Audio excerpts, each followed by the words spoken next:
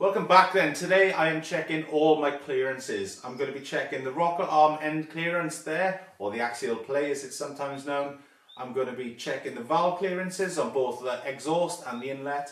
And not forgetting, as I mentioned in the last video, I'm going to be setting the torque of these big fat bolts using the torque angle gauge. So before I set this big fat bolt, I'm going to check the clearances there and there. Using a 0.05mm feeler gauge, which is the absolute minimum for this, I'm going to set it in there, and there's no issue with that going in there at all, which is good. It's not tight or anything like that. Both exhaust and intake are fine. Now the maximum you're allowed is a 0.40mm, and that doesn't go anywhere near in the exhaust or the intake. So the tolerances on this part are fine. That's those two there, 0.40 and 0.05. They're both good to go. So now it's just a case of tightening those up and then using the torque angle gauge to get this one set the way it should be. So now I'm going to move on to the valve clearances, but before I can start sticking feeler gauges in and whatnot, I need to sort a few things out first, which I'll go through now. Basically, I put the gears into the 5th gear, which is the highest one. Then I rotate the wheel in the normal forward direction, which is clockwise from the right hand side of the bike. And basically what that allows to happen is the intake valves will open and then close fully. From there, I'll just keep rotating the rear wheel until the left cylinder's piston reaches the top of the stroke. Now you can watch it if you want through the spark plug hole, or you can just look through the inspection hole to see when the mark OT is centered through there. Basically, at that point, all 4 valves will be closed and there's going to be a slight clearance between the rocker arm and all the valves. So I'm looking at these now that they're all in, they all seem to have a bit of free play. The manual says slight drag, but I've seen elsewhere where people do them so that they kind of hold their own weight, kind of like this one here. And to pull it, that's not a slight drag, so just loosen it slightly.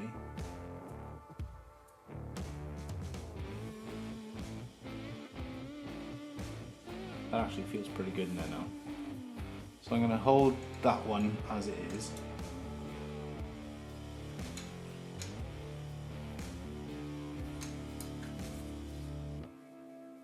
That's quite nice.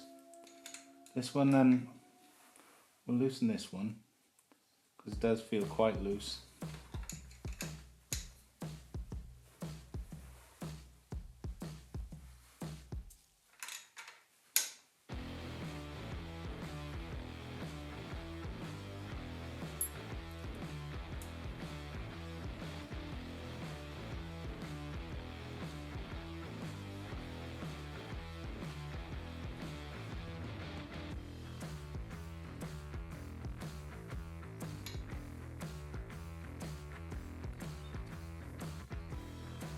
Now you can see this is where the fun is beginning, because it's a case of adjusting, and while you do one and you think one's good, you move on to the next and it loosens up the other one. So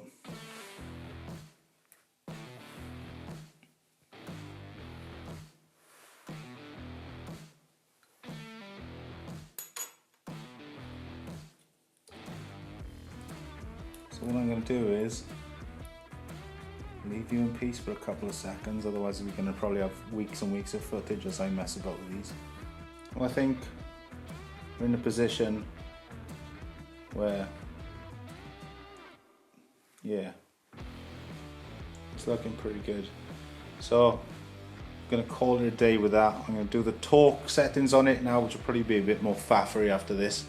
But other than that, I'm quite happy with that, and then I'm going to move on to the next one and then start working on everything else that needs to be done.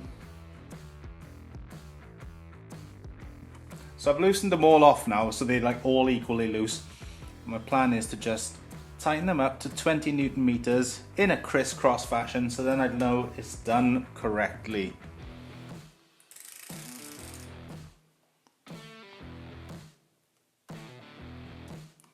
Without tipping my bike over, obviously.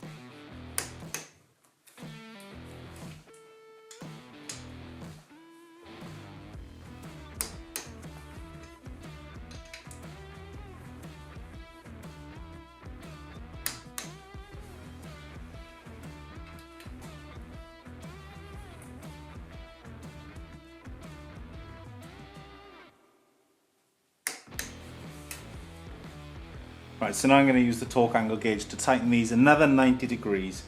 What you do is you get a little gauge on there. If you got one of these crap ones I bought from Amazon, you pretty much set it so that that little black arm will stick somewhere. And you tighten it up, and then you set your gauge to 0. And then what I'm going to do is stick my spanner on there, and hopefully the turning motion should turn this. This will hold this in place, and it should go to 90 degrees, obviously with my 90 degree turn, and then give me my 90 degree torque. Fingers crossed, eh?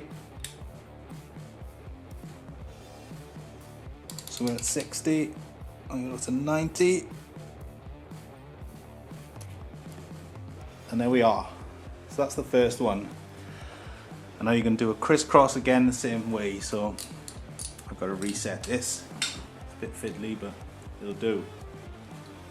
It will do, pig.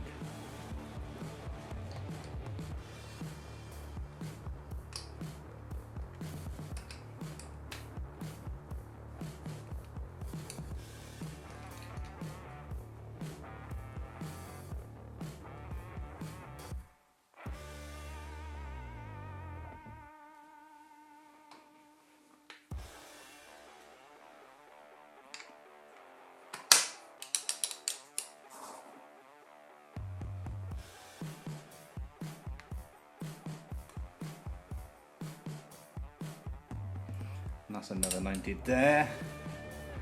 And then you repeat it for that one, and then you do it another one more on each bolt after that. I'm not going to show you that process, I'm going to do it on my own because it'll be a bit quicker without the camera. See you in a bit.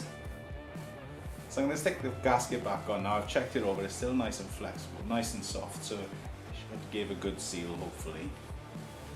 It's just a case of fitting it back in there.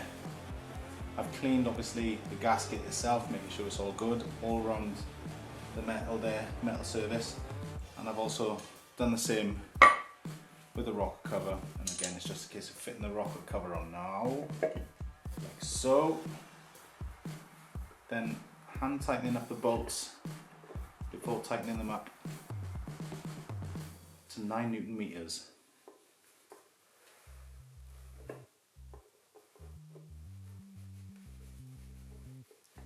Obviously in a crisscross fashion.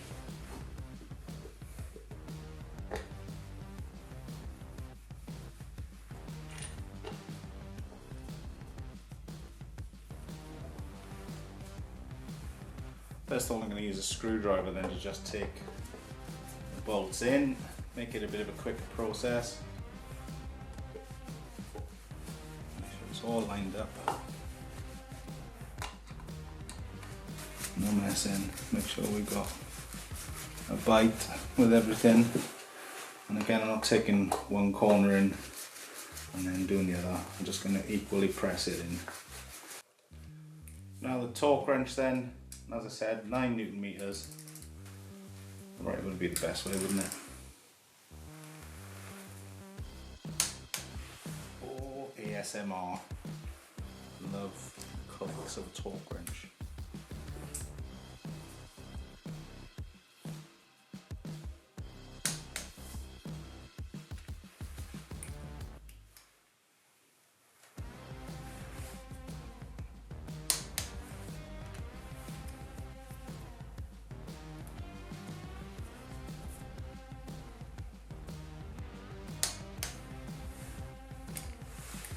And there you have it. So that's that fitted. And have a quick look around it. Make sure it's looking nice, nothing dodgy's happening while I've been tightening it up.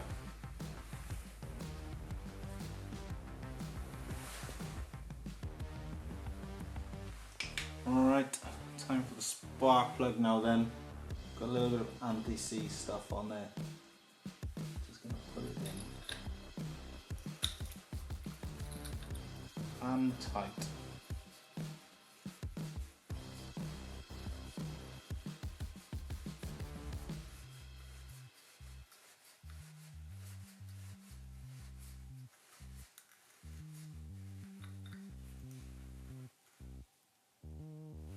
Now that I can feel it's seated, I'm going to twist it another half turn because there's a crush washer on there. And that is pretty much that for a spark plug.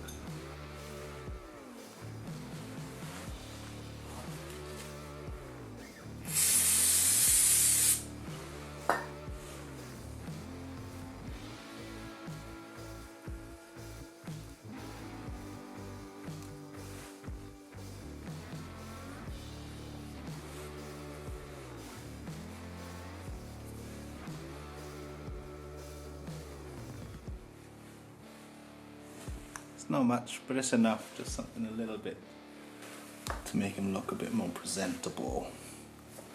And obviously if there was anything dodgy on there before, that would corrode. Now it's off, isn't it? So happy with that. Audible click, we're on.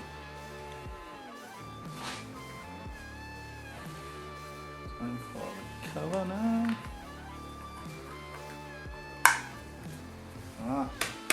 Is that completed? I'm going to leave the cap off because obviously I'm going to put some oil in there once I've done the underneath. Thankfully then, that's everything to do with the clearances brought to an end.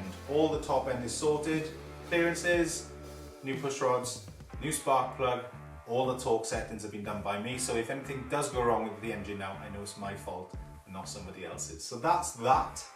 Moving on from here, I'm going to be sorting out the tank next. Now that is both a little and a big job. Changing the filter, that kind of thing, is going to be the little job, but that filler cap, the one that's rusted, is going to be a bit of a slog, I think. So I've got to figure out what I need to do with that, and if I can't do anything with it, I'm going to try and source a new one, which I think is going to be quite hard. That aside, the Husqvarna needs dealing with. I've got some new parts for that, some over there. I've got to pull basically the rear master cylinder apart, rebuild it, and then set up a few more bits on top of that, and then I should be good to go. But yeah, more enduro riding soon, tank, and then the power lever side of things, and the wheels and the brakes. So thanks very much for watching this one. Sorry it was a bit late, obviously these things were late, which delayed everything. So that aside, I'm really happy with how things are and how things are progressing, but I'm really keen now to start riding this bike. But thanks for watching. I will see you next week with another video. Bye.